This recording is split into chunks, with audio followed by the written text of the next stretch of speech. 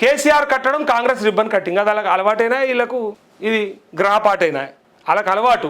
కేసీఆర్ కట్టిన దాంట్లో, కేసీఆర్ ఇచ్చిన దాంట్లో, కేసీఆర్ బీఫామ్లలో, కేసీఆర్ ఉద్యోగ నోటిఫికేషన్లలో అన్నిట్లలో వాళ్ళ పేరు చెప్పుకొని రిబ్బన్ కటింగ్ చేసుకోవడం వీళ్ళకి అలవాటు. అయితే వీళ్ళకు గ్రహపాటు, వీళ్ళ కర్మ కాలింది. బిడ్డ రూపంలోనో, కొడుకు రూపంలోనో, అహంకారం రూపంలోనో, వాళ్ళ ఎమ్మెల్యేల తప్పిదం రూపంలోనో, లేదంటే విపరీతమైనటువంటి అవినీతి ఆరోపణల రూపంలోనో ఎక్కడికి వెళ్ళి అలా గ్రహపాటు ఏర్పడ్డది. దాన్ని ఎవడేం చేస్తాడు? ఇంకా మీ కర్మ కూడా బాగాలేకనే ఈ కథ. మీ కర్మ మంచిగుంటే నరేంద్ర మోదీ లెక్క 3ోసారి గెలిచేటోళ్ళు కదా. కర్మ బాగాలేక 2ోసారిగా పుట్టుకుమన్నారు. అన్న వీళ్ళన్న 2ోసారి అన్నారు కానీ రేవంత్ రెడ్డి అయితే మళ్ళీసారి అచ్చుడు పక్కలేదన్న, గ్యారంటీ లేదు. కావాలంటే నువ్వు చూసుకొని నన్ను కూడా ఛాలెంజ్ చేసేవాళ్ళు చాలామంది ఉంటారు. ఒకవేళ మీరు గమనిస్తే కొడంగల్ గెలుస్తాడా లేదా అని కామెంట్ చేసేవాళ్ళు ఎక్కువ ఉన్నారు. కేసీఆర్ ఏమో పక్కా గెలుస్తాడు, కేసీఆర్ భవిష్యత్తులో ముఖ్యమంత్రి మళ్ళీ అవుతాడు, ఆయన పానం వాటం ఉంటే మాత్రం ఆయన్నే ఇక అసలు తిరుగులేదు, వచ్చేది మళ్ళీ కేసీఆర్ ప్రభుత్వం అనేమో కేసీఆర్ గురించి మాట్లాడతారు ఈ రాష్ట్రంలో ప్రజలు, లేదా మీడియాలో అక్కడ ఇక్కడ జనాలు. కానీ రేవంత్ రెడ్డి గురించి ఏమో అసలు ఆయన గెలుస్తాడా అన్న ఫస్ట్ ముఖ్యమంత్రి అవ్వడం తర్వాత సంగతి. వాళ్ళ పార్టీ అధికారంలోకి వస్తుందా? అసలు వాళ్ళ పార్టీ అధికారంలోకి వచ్చి పక్కకు పెడితే ఫస్ట్ ఆఫ్ ఆల్ ఆయన అసలు కొడంగల్ గెలుస్తాడా ఎమ్మెల్యేగా అని అడుగుతూ ఉన్నారు. రేవంత్ రెడ్డికి పెట్టేటువంటి కర్మ అది. వీళ్ళది గ్రాపాటు. హైదరాబాద్ నలువైపులా 4 దవాఖానాల నిర్మాణానికి నాడే శ్రీకారం. అవయవ మార్పిడి చికిత్సతో పాటు 37 ప్రత్యేక వైద్య విభాగాలు. నేడు సనత్ నగర్ టీమ్స్ను ప్రారంభించనున్న ముఖ్యమంత్రి రేవంత్ అంటూ ఇక ఎవరో ఏదో చేస్తే ఎవరో వచ్చి రిబ్బన్ కటింగ్ చేసినట్టు. ఇక తప్పదు, అది ప్రభుత్వం అంటే నిరంతర ప్రక్రియ, చర్య. సో ఆ ప్రాసెస్లోనే, కంటిన్యూస్ ప్రాసెస్లోనే జరిగినటువంటి సందర్భం. అయితే కష్టపడ్డది ఒకరు, పేరు వచ్చేది ఒకరికి. నిజంగా కొన్నిసార్లు జరుగుతాయి అట్లా. ఎన్టీ రామారావు ఇంటర్నేషనల్ ఎయిర్పోర్ట్ అని పెడదామనుకున్నటువంటి సందర్భాన్ని నేను గతంలో చాలాసార్లు గుర్తు చేసిన, ఇప్పుడు కూడా మళ్ళీ అదే గుర్తు చేస్తున్నా. తుక్కుగూడ ప్రాంతంలో ఉన్నటువంటి భూములన్నీ కూడా ఆనాడు అన్నిటినీ కూడా సేకరించి మరి శంషాబాద్ ఎయిర్పోర్ట్ కట్టడానికి ఆ చుట్టుపక్కల ఉన్న గ్రామాలలో అన్నిట్లా కలిపి అప్పటి దేవేందర్ గౌడే కావచ్చు టీడీపీలో, అండ్ చంద్రబాబు నాయుడు చేసిన పనులలో అన్నిటికంటే ఇక ఇదే ఒక పని మంచి పని. ఇక మిగిలిన అన్నిటికంటే అన్నీ ఉత్త పనులే, ఏది కట్టినా అన్నీ ఉతయే, ఏది చేసినా కూడా ఇలా మొత్తం హైదరాబాద్ని ప్రపంచ పటంలో పెట్టినా అని చెప్తాడు. ఆ ఒక్కటి అప్పటి దేవేందర్ గౌడ్ సారథ్యంలో ఆయన మీద నమ్మకంతో అక్కడి ప్రజలంతా ఇచ్చినటువంటి భూముల వల్ల ఇంటర్నేషనల్ ఎయిర్పోర్ట్ కడితే అది కూడా మళ్ళీ ఆయన కోసం కట్టిండా, వాళ్ళతో ఎంత కమిషన్లు మాట్లాడుకున్నాడు, ఎంత కాంట్రాక్ట్ ఇచ్చిపించుకున్నాడు, జిఎంఆర్తో ఏం చేసిండు, ఎవరితో ఏం చేసిండు, అవన్నీ కూడా గతంలో చర్చ, చాలా పెద్ద చర్చ. కానీ రాజశేఖర రెడ్డి అధికారంలోకి రాగానే తయారున్నటువంటి ఎయిర్పోర్ట్కి డైరెక్ట్గా రిబ్బన్ కట్ చేసింది రాజశేఖర రెడ్డి, డాక్టర్ వైఎస్ రాజశేఖర రెడ్డి. ఏం పేరు పెట్టిరు ఇలా? Rajiv Gandhi international airport. లెక్కకైతే అది ఎన్టీ రామారావు ఇంటర్నేషనల్ ఎయిర్పోర్ట్ అని రావాలి. ఇక్కడ నుంచి వెళ్ళిన తర్వాత ఇక్కడ బేగంపేట విమానాశ్రయానికి ఉన్నటువంటి పేరు ఎన్టీఆర్ డొమెస్టిక్ టెర్మినల్ ఏదైతే ఉందో ఆ పేరుని తీసుకుపోయి డైరెక్ట్గా ఇంటర్నేషనల్ ఎయిర్పోర్ట్ కూడా అదే పేరు పెడదాం అనుకోరు. ఒకవేళ అప్పుడు చంద్రబాబు నాయుడు మళ్ళీ అధికారంలోకి వచ్చి ఉంటే 2004లో మళ్ళీ అదే జరిగేది. కానీ అక్కడ తన అధికారంలోకి రాకపోవడం వల్ల, రాజశేఖర రెడ్డి రావడం వల్ల వెంటనే పాదయాత్ర తర్వాత అప్పటి పేరుని రాజీవ్ గాంధీ ఇంటర్నేషనల్ ఎయిర్పోర్ట్గా తీసుకొచ్చారు యూపీఏ 1 ప్రభుత్వ హయాంలో. సో ఇట్లా ఎవరో చేసిన దానికి ఎవరో రిబ్బన్ కట్ చేయాల్సి వచ్చిన సందర్భం చాలా ఉంటాయి గతంలో. ఇక్కడ కూడా కేసీఆర్ కట్టినట్టు మరి కేసీఆర్ రిబ్బన్ కట్ చేస్తాడు? చేయలేడు కదా, ఇంటికాడు ఉన్నాడు కదా, అధికారంలో లేడు కదా. సో కాకపోతే ఈ పత్రిక కానీ లేకపోతే బీఆర్ఎస్ వాళ్ళు కానీ చెప్పడానికి ప్రయత్నం చేస్తారు. ఇక్కడ ఈ వార్త ఏంది అంటే అసలు ఈ సనత్ నగర్ టీమ్స్ ఇలా ప్రారంభిస్తున్నాడు కాబట్టి ఇది మాదే, మా క్రెడిటే, మా పనే, మేమన్నీ చేసుకుంటా పోతే వీళ్ళు వచ్చి ఖాళీ రిబ్బన్లు కట్ చేసుకుంటూ పోతున్నారు అంతే. కొత్తగా మొదలుపెట్టిది ఒక ఏదంటారు కదా, తట్టెడు మట్టి తీయలేదు, ఇటుక పెట్టలేదు అన్నట్టు, ఇటుక పెట్టలేదు, తట్టెడు మట్టి తీయలేదు, అన్ని ఏడే అన్నీ ఉన్నాయి. గతంలో చేసినటువంటి పనులు కొన్ని 90% పూర్తయిన తర్వాత అసలు 90% పూర్తయి 10% కంప్లీట్ చేయాల్సినటువంటి పాలమూరు రంగారెడ్డి ఎత్తిపోతల పథకాన్ని కూడా కంప్లీట్ చేయలేనటువంటి దద్దమ్మ ప్రభుత్వం, దద్దమ్మ రేవంత్ రెడ్డి, చవట రేవంత్ రెడ్డి అని ప్రజలు తిట్టుకుంటున్నారు. ఇలా కావాలంటే మీరు సోషల్ మీడియాలో చూసుకోరు. ఇవ్వండి, పేద ప్రజలకు సూపర్ స్పెషాలిటీ వైద్య సేవలను ఉచితంగా అందించాలన్న మాజీ ముఖ్యమంత్రి కేసీఆర్ సంకల్పం నేడు కార్యరూపం దాల్చుతుంది. కేసీఆర్ హయాంలో రూపుదిద్దుకున్న సనత్ నగర్ టీమ్స్ సోమవారం ప్రారంభం కానుంది. సనత్ నగర్ ఛాతీ దవాఖాన ప్రాంగణంలో అత్యాధునిక దవాఖానను నిర్మించాలని తలపెట్టిన నాటి సీఎం కేసీఆర్ 2022 ఏప్రిల్ 26న టీమ్స్ నిర్మాణానికి శంకుస్థాపన చేశారు. ఇందుకు అవసరమైన నిధులు కేటాయించి వేగంగా నిర్మాణం చేపడతా ఉన్నారని చెప్తూ ఇక్కడ ఇవన్నీ కూడా, ఈ నిర్మాణాలన్నీ కూడా మా హయాంలో జరిగినవి, అంటే మేము మొదలుపెట్టినాయి.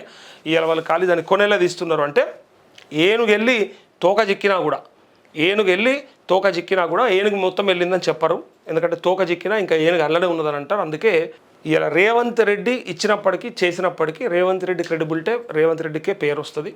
సో గతంలో మీరు కష్టపడ్డది అని మీరు అనుకోవడం మాత్రం ఇక మీ ప్రమోషన్ కోసం చెప్పుకోవడం తప్ప, మీ మార్కెటింగ్ కోసం చెప్పుకోవడం తప్ప, ఇంకా మా పార్టీ యొక్క విధానం, మా వైఖరి, మా ప్రభుత్వ వైఖరి అని చెప్పుకోవడానికి తప్ప ఇంకో దానికి పనిచేయదు.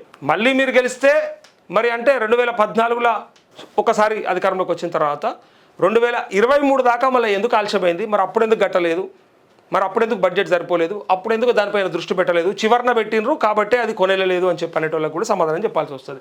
ఇంకా చాలా ముఖ్యమైనటువంటి వార్త ఇది, మనం రెగ్యులర్గా చర్చ చేసుకుంటున్నటువంటి వార్త. పల్లె దిక్కు పోలేక పట్టణంలో చక్కర్లు.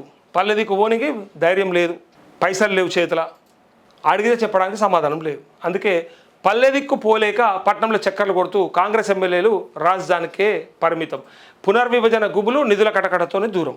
ఒకసారి పునర్విభజన ఏమన్నా నియోజకవర్గాల పునర్విభజన జరిగితే అందులో నా కాన్స్టిట్యున్సీ ఎటుపోతుంది, ఏ మండలం నాకు వస్తుంది, ఏది ఎటుపోతుంది, ఏది కట్ అవుతుంది, ఏది యాడ్ అవుతుంది.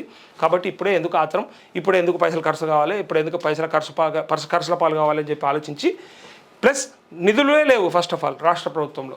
రైతుల నిరసన సెగ పర్యటన భారంతో వెనుకడుగు. రైతుల నుంచి నిరసన బ్రహ్మాండంగా, ఏడికి పోతే ఆడికి. రైతు బీమా నుంచి మొదలు పెడితే ప్రతిదీ అడుగుతారు, యూరియా కూడా అడుగుతారు. ఏమా యూరియా ఇప్పితలేవు, నీ యాప్ ఏది, నీ బోపేది, ఓ పక్క షాప్లోనే పెట్టలేదు ఇంకా యాప్లో పెడతారా అని చెప్పి రైతులు తిడతారా.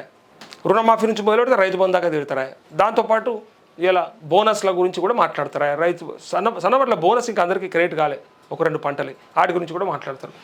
ప్రజల వద్దకు పోలేక సీఎం దర్శనం దక్కక నైరాశ్యం. ప్రజల దగ్గరకు పోరాదు, ఇక్కడ సీఎం కూడా దొరకడాయ.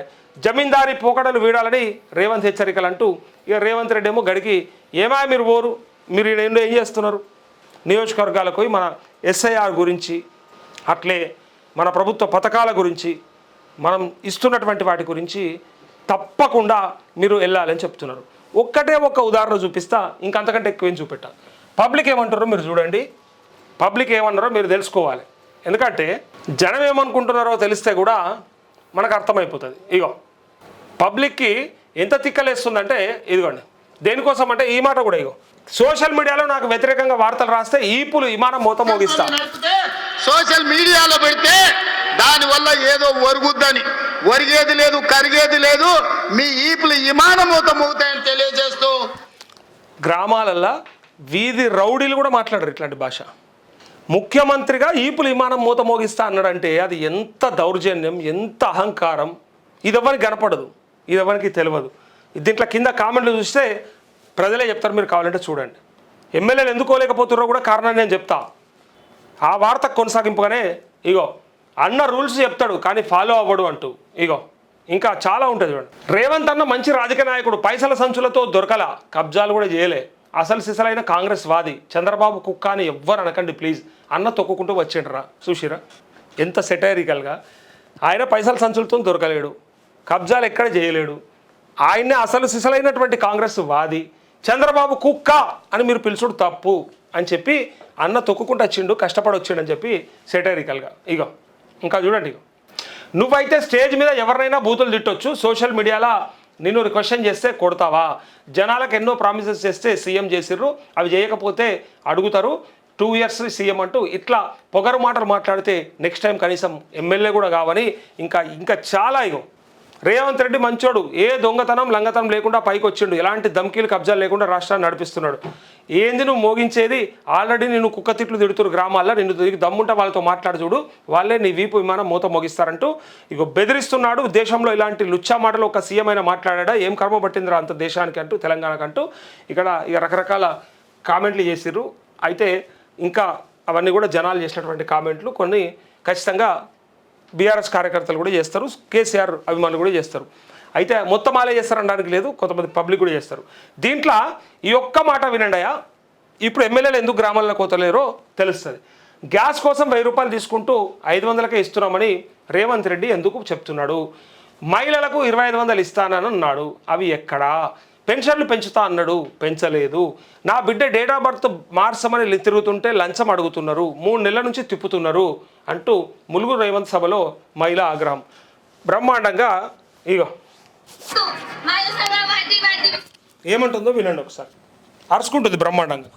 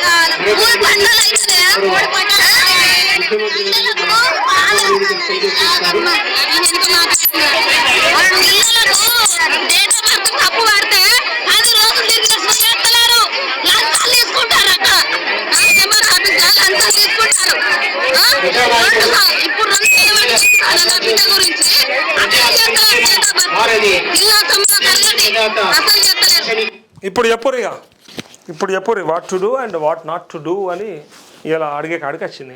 ఏం చేద్దాం ఏం చేయొద్దు పబ్లిక్ అర్థం కావాలి. ఇదంతా కూడా చూస్తున్న జనానికి చాలామందికి అవగతమైంది, అర్థమైంది. అయినప్పటికీ కూడా మరి గ్రామాలకు ఎమ్మెల్యేలు ఎందుకు పోతలేరు అంటే పోతే ఇట్లా ఇక మొన్న ఒక ఆయన అన్నాడు కదా ఎల్లారెడ్డి నియోజకవర్గంలో చెప్పులు చీపురు కట్టాలి అని చెప్పిండు.